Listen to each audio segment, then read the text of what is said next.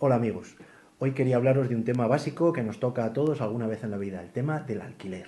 En el 2019, en estos últimos meses, se han modificado una serie de elementos básicos del contrato de arrendamiento de vivienda de los que os voy a hablar. Cuidado que os estoy hablando de arrendamiento de vivienda habitual. Esto no es aplicable a otros tipos de alquileres como el alquiler turístico, el alquiler de pisos de estudiantes, el alquiler vacacional, el alquiler de oficinas, etcétera, que tienen su régimen propio en la ley de arrendamientos. Pero el arrendamiento de vivienda habitual tiene una protección especial. Por ejemplo, os voy a hablar de la duración mínima. Se ha modificado, antes eran 3 años, ahora van a ser ya siempre 5 años de duración mínima obligatoria. Quiere decir que si el inquilino quiere estar a los 5 años, el arrendador no puede impedírselo. ¿Siempre son 5 años? No, la ley contempla un periodo mínimo de 7 años cuando el arrendador es una persona jurídica, es decir, normalmente una sociedad. ¿Y qué pasa si durante los últimos 4 meses el arrendador, los últimos 4 meses de esos 5 o 7 años, si el arrendador no avisa al arrendatario, este contrato se prorrogará por otros 3 años adicionales, es decir, 5 más 3, 8 años, en los que el inquilino va a poder estar en esa vivienda?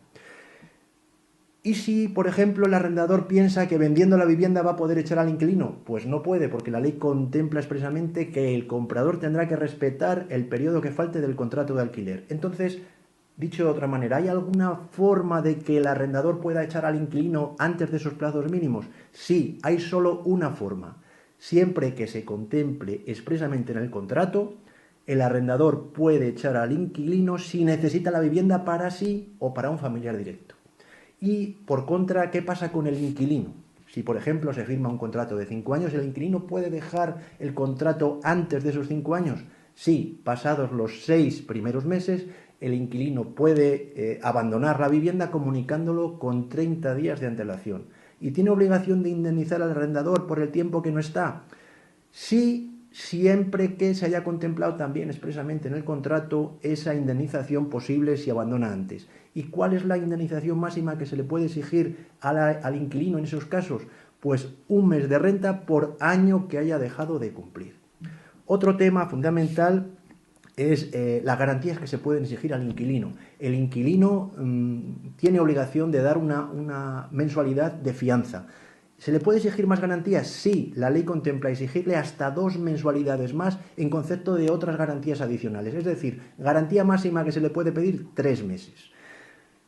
Otro tema es la actualización de la renta. ¿Se le puede pedir actualización? Sí, si se contempla expresamente en el contrato, la ley permite contemplar esa actualización. El máximo, el IPC, nunca más. Y por último, los gastos de gestión inmobiliaria. ¿Qué pasa con esos gastos? ¿Quién los paga? Pues la ley dice que si el arrendador es persona jurídica, el arrendador los paga siempre. Y si es persona física, lo que se pacte. ¿Qué suele pactarse en estos casos? Pues depende de zonas. Unas zonas la costumbre es que lo pague a medias, arrendador y arrendatario, y en otras que lo pague el que lo contrata. Si lo contrata el inquilino, lo paga el inquilino. Si lo contrata el arrendador, el arrendador. Si tienes dudas sobre este tema, consulta con un abogado de tu confianza. En Buenos Salineros Abogados somos especialistas en vivienda.